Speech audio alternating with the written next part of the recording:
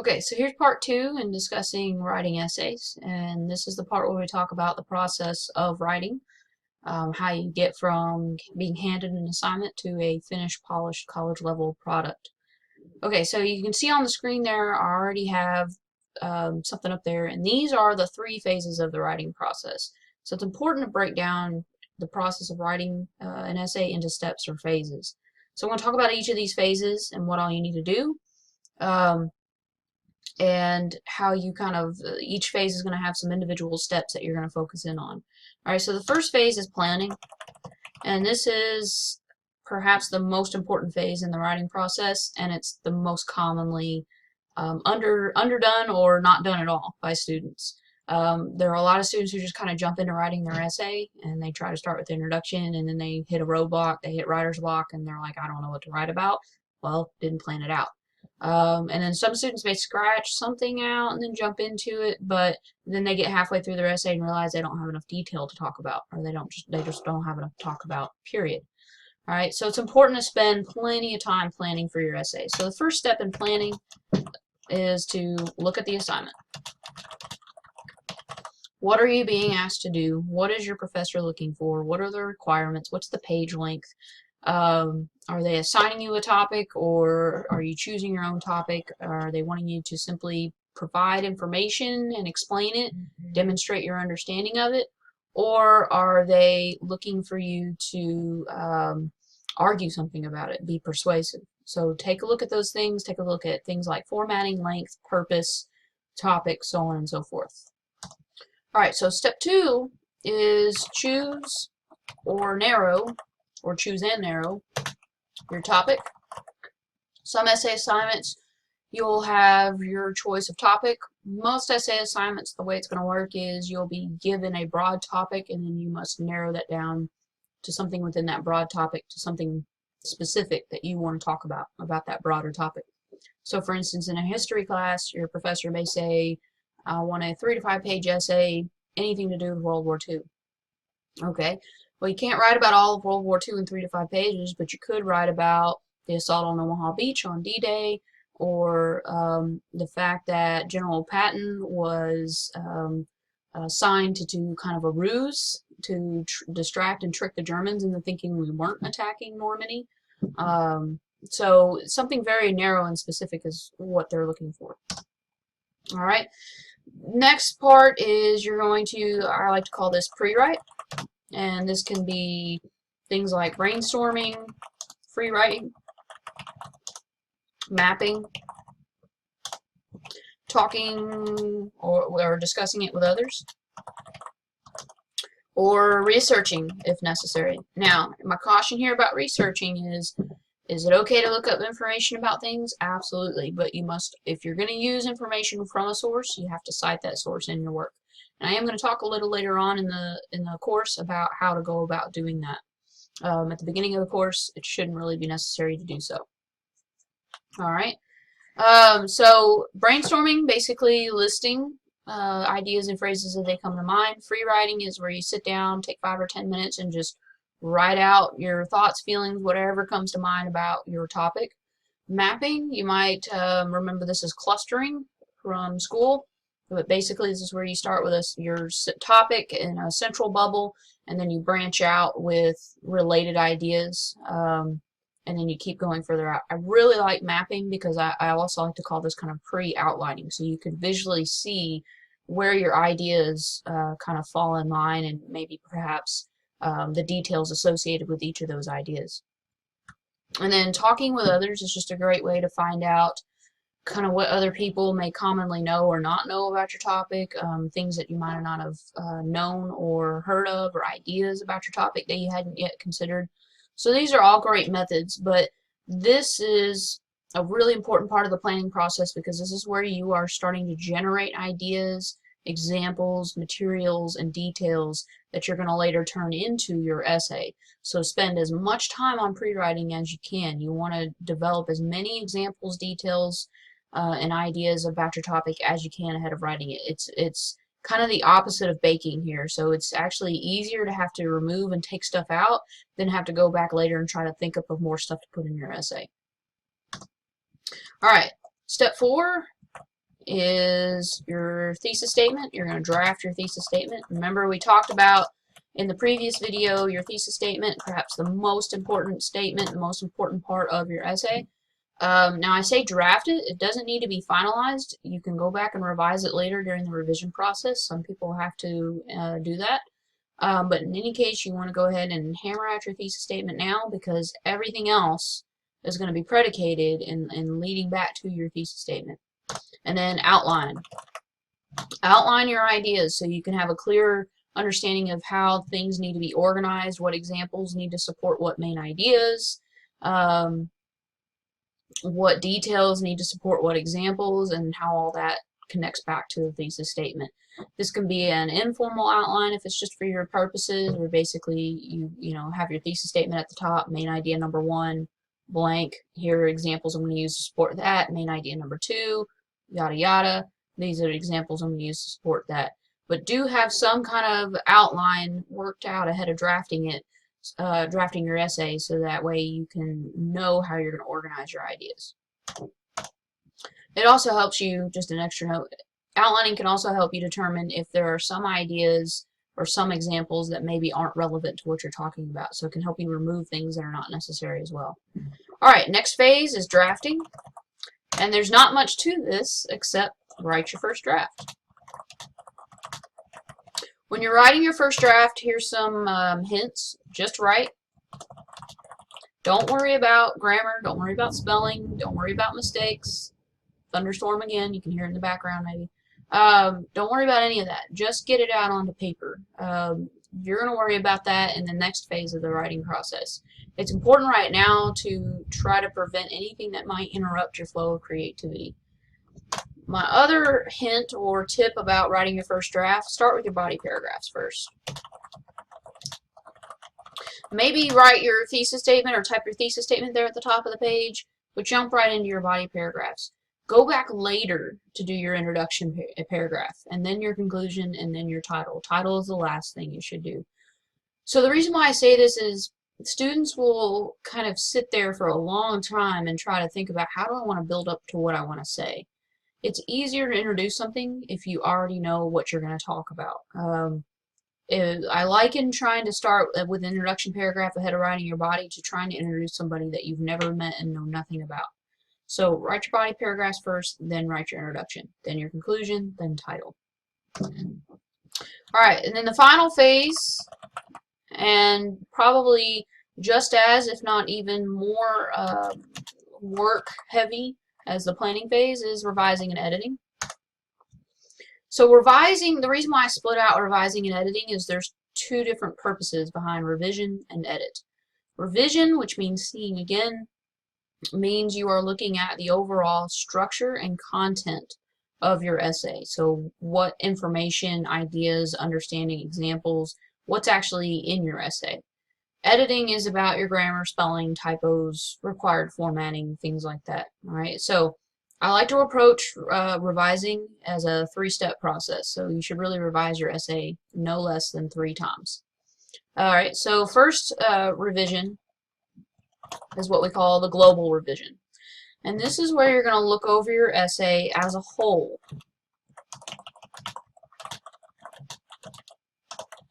Alright, how are the paragraphs organized? And not the paragraph, you're going to look at the paragraphs individually here secondly, so I don't mean like your sentences within the paragraphs, but just in general, let's say the order of your paragraphs. Alright, so generally in essay writing we want to start with the least important or least impactful information or ideas and end with our most impactful and most important information or ideas.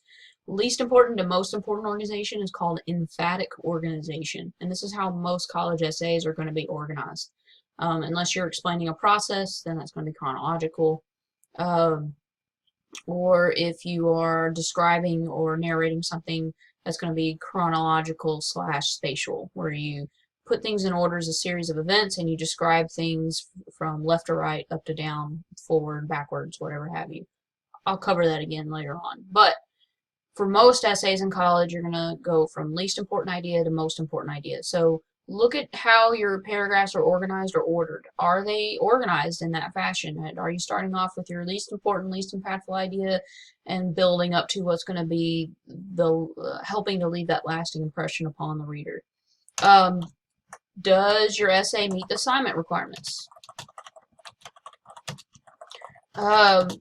Making sure that the essay you turn in is the essay your professor expects is extremely important, because time and time again I've seen students not do well grade-wise, not earn a very good grade on their essay because they basically didn't meet the expectations of their professor or didn't follow directions at all. So the first place to kind of go to is to make sure you've done this is your thesis statement. Does your thesis statement basically answer the question you're being asked in your essay prompt? Page length. Have you met the page length? If you haven't, that's okay. You're going to look at each paragraph individually here in a minute and see where you maybe need to add some material into some paragraphs to help extend the page length of your essay overall. All right, so order of your paragraphs. Does the essay meet the assignment requirements? Page length, topic area, so on and so forth. Does it flow well? You know, do ideas seem to blend from one to another? Are you transitioning? Using transition words, phrases, sentences to help bridge ideas and information? Is the style and tone appropriate? You want to make sure that the tone and the style of any college essay, unless otherwise assigned, is formal and professional, because this is an academic work. So avoid texting language, avoid cliches, avoid euphemisms like slang. You want to avoid all that.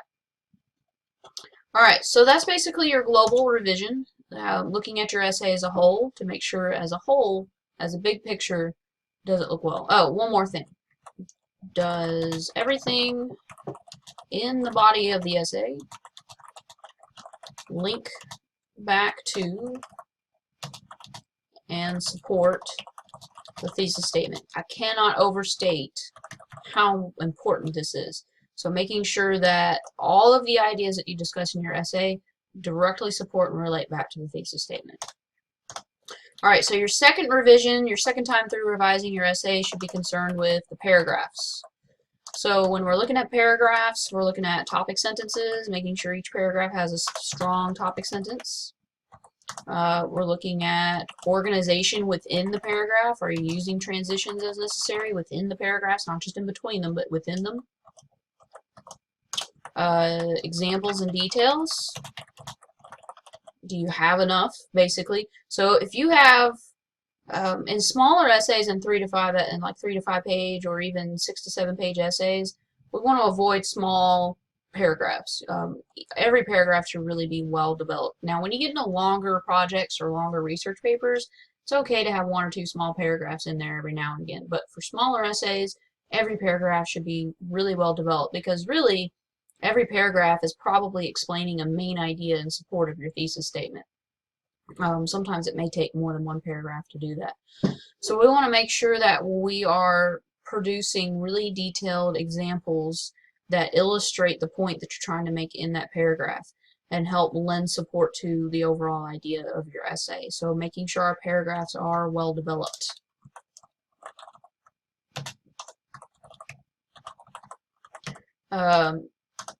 Concluding statements. Do you end each paragraph with a sentence that, again, it reemphasizes the whole point of that paragraph? You don't want to just leave your audience hanging and jump right into your next idea. You want to bring things to a close and then move on. Alright, so topics, sentences, organization, examples and details. Is it well developed? Concluding statements. And then, again, go ahead and take time here just within each individual paragraph to re-examine your tone and style, making sure that it's appropriate for the assignment and appropriate for college level writing. Alright, and then your third revision, and this is probably going to be the most intensive revision that you go through, is looking at each individual sentence, and I really do mean this. Look at each individual sentence. Alright, so the best way to handle this revision is to start at the end of your essay and work your way backwards. And the reason being is by this time you've looked at your paper twice, and so your brain is getting tired. And what your brain may do to you if you read it once again from beginning to end is it might trick you into thinking something sounds okay or looks good, but it really doesn't. So start at the end of your document, work your way backwards, all right? So we're looking at each sentence for, you want strong sentence structure. We want active, not passive, but active sentences. We want to look at word choice, particularly when it comes to things like verbs and adjectives. Overall tone and style. Again, I keep hitting back at this, but it's never enough to look at the tone and style, even on just an individual sentence level. But the tone and style of the sentence, making sure that we revise and remove awkward sentences. And this may mean reading your work out loud. Sorry, I gotta go back and fix that spelling. Reading your work out loud to make sure that if it sounds weird coming out of your mouth, chances are it's going to look weird, read weird on the page. So through this revision process, this part of the revision process, it might be helpful to read each sentence out loud and see how it sounds. And then, you know, just making sure that all in all, each sentence is clear and concise. You know, you want to avoid being too wordy. Another word for that, too verbose in your sentences. But at the same time, you also want to vary your sentence length. So you don't want a bunch of short sentences in a row, and you don't want a bunch of really long sentences in a row. It's good to vary it up. So you might have a shorter statement followed by a longer, lengthy, compound, or complex sentence that has multiple clauses. All right. And that basically, you go through those 3 revisions, you should be looking in good shape. So in the global revision, you know, if you realize that your ideas aren't supporting your thesis statement, then you know that's something you need to address. Maybe a paragraph needs to be taken out and replaced with a different paragraph, or paragraph needs to be revised entirely or moved to a different part of the thesis statement. Revising the paragraphs, short paragraphs mean short essay. And generally when an essay doesn't meet length requirements, it's because there's too many short paragraphs in there. So all in all, the goal here is making sure that our paragraphs individually are well organized and well developed. Again, a good healthy guide for a paragraph, 8 to 15 sentences. Sentences, making sure that we're avoiding awkward sounding sentences. They're easily read, they're concise, they're clear, everything's the appropriate tone and style. And we're using active, not passive voice, and we're varying our sentence length. And again, that's a good revision to start at the end, work your way backwards, and read out loud. Alright, so the next part of revising and editing is editing, and you could throw in editing and proofreading. I recommend doing this twice. The reason being is there is nothing more annoying than sending in something only to realize you have a typo on the very first page, and now it's too late because you've already submitted it. Alright, so editing and revising, editing and proofreading means you're looking at grammar. And I have a video that discusses the 20 most common grammar errors. Make sure to watch that. Comma errors typically are the most prevalent, so is using second person inappropriately. This is another video I provide in the Getting Started module. Not using second person, you, your, you are in your writing, unless it's quoting somebody or demonstrating how to do something. We want to avoid using second person. So we're looking at grammar, punctuation, spelling, typos, and formatting. So a lot of times you're going to have formatting requirements with essay assignments. For instance, in this course, your essays are required to be in MLA format. I also have a video on that, on how to set that up. So we want to make sure that everything looks good, feels good. We'll avoid grammar errors. Grammar errors you can have the best idea in the world, but if it's not grammatically expressed in a correct way, your idea may not come across very well to your professor. So grammar is important. If a paper's full of grammar errors, it can be very distracting and it takes away from your work. Same thing with punctuation, avoid spelling. And what I mean, you know, we have spell check, but sometimes spelling errors also means using the wrong version. So like your two, and two, or your there, and there, which, whether, whether. All right, so make sure you avoid those type of spelling errors or the wrong word usage as well. And that basically takes you through the entire writing process. So again, if you follow this process, this can kind of help overcome some of the anxiety and apprehension that you may have in meeting the needs or the requirements of a writing assignment. If you sit down and you plan everything out first, write it, and not worry about whether you're making mistakes, just write the first draft, then go back and revise and edit thoroughly, you should be able to produce a really well-polished college-level essay. Alright, so stay tuned for more videos. We're going to go over with each essay that's due. Then we have a narrative, comparison and contrast, process, and then your argumentative or persuasive. I'll have additional videos to kind of help specifically talk about those essays.